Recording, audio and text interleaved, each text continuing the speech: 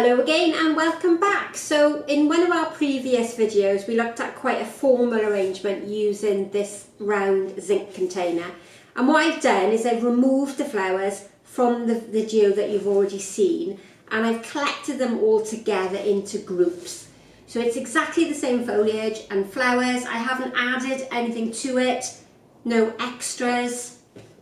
Got everything cut to the same length. So all I've done is literally take that flower arrangement apart, and remember we started with these 4 carnations and I did them in quite a formal position in a style of a clock or the points of a compass, north, south, east and west. So I'm going to redo this arrangement, but this time not following quite so severe rules, so there'll be no symmetry with materials placed opposite one another, and we'll hopefully end up with a more rustic and a much softer version of the same style of arrangement.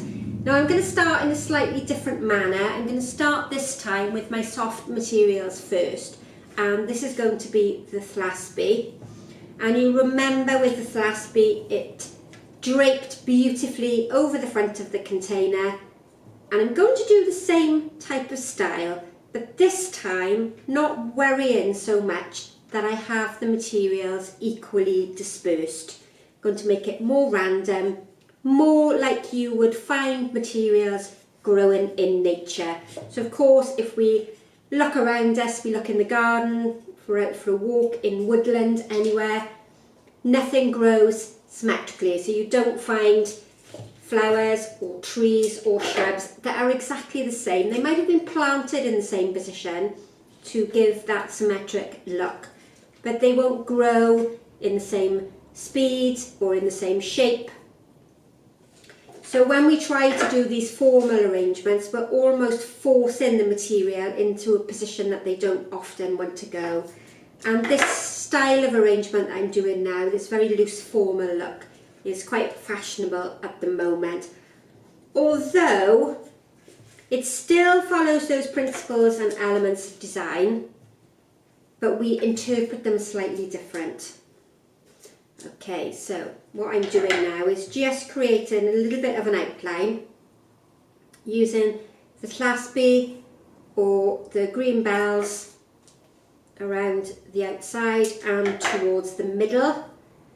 Now because I've used it once before, the stem ends are a bit softer, so I am recutting the stems, but what I'm doing is not necessarily having both sides the same length.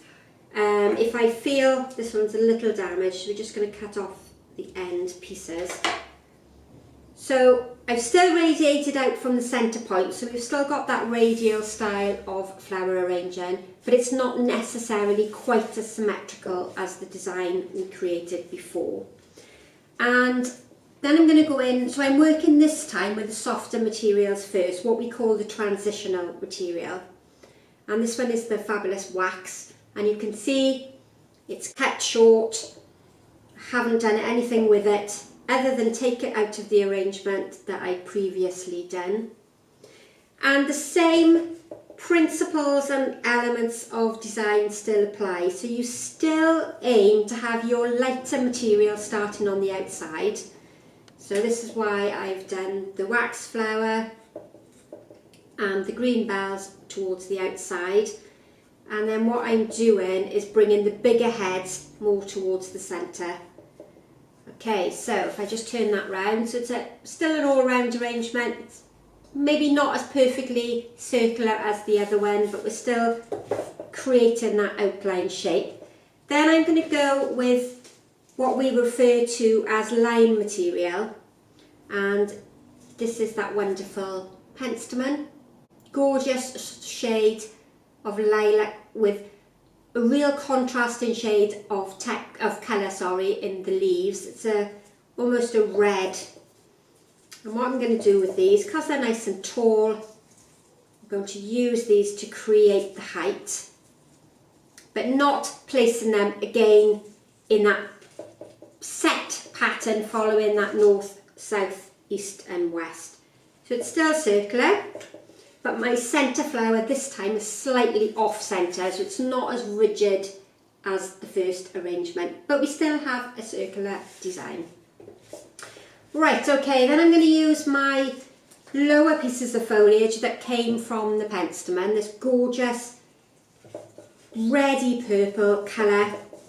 And if you remember back to the previous video, I did say that this was a recessive colour, so it makes your eye travel all the way down to the base. So this is a good one for adding depth to your arrangement. Now, because it's quite dark and it's quite visually heavy, if I was to use it on the outside, it would really draw your eye out to the end. So I would also need a darker colour flower to link through into the middle. Otherwise, your eye would be drawn to this very dark material on the outside. And, you know, as you become more confident in flower arranging and you learn how to work with more materials, you'll be able to use colour far more professionally or far more competently.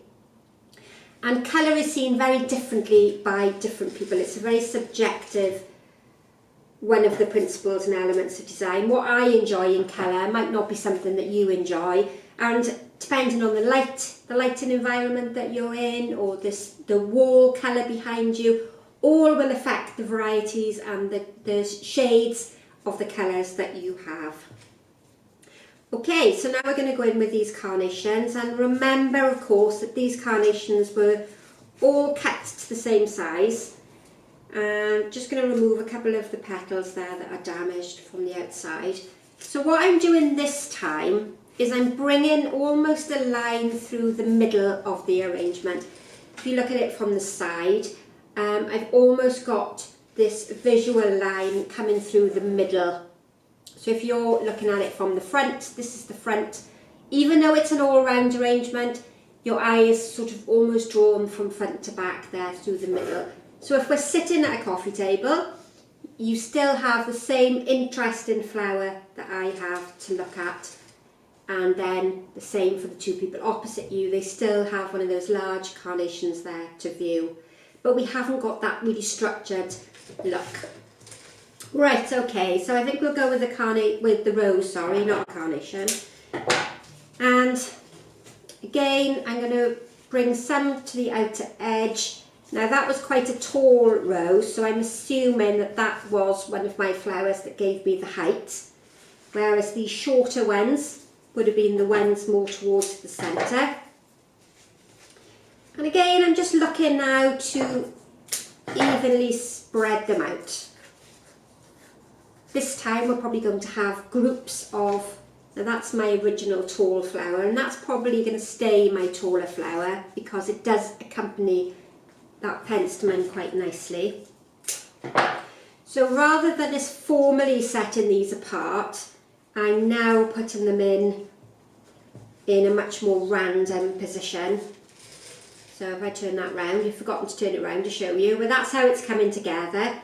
And then bring some of the rose towards the back as well, again so that there's some interest in flowers at the back of the design. Now hopefully we still have a fairly round shape. It's much more softer than the design before, so the circular shape might not be as clear or as dominant as before, but it's still a design that's going to work really well in the centre of a table. And then my last foliage, or my last flower rather, just use up this bit of penstemon. So now we have one of the longer pieces of the eryngium, so that could work quite nicely towards the outside. And I'm going to do the same again, so dot it around so the colour and the texture is all throughout the arrangement. So we have repeated colours, repeated textures, different parts of the design. Bring some towards the back, and then hopefully that's completed, and we've got another style of arrangement using exactly the same flowers. I haven't added or taken anything away, but we get a much softer look. So this is what we would class as informal. We're not following that rigid pattern that we followed at the very beginning. So I hope you've enjoyed that one. Two very contrasting styles but using the same material. This one I think is quite fashionable at the moment, and a lot of people think that there are no principles and elements of design incorporated in this type of design, but they're all still there. So I hope you've enjoyed that one. A quicker one this time because we didn't have to cut the stems.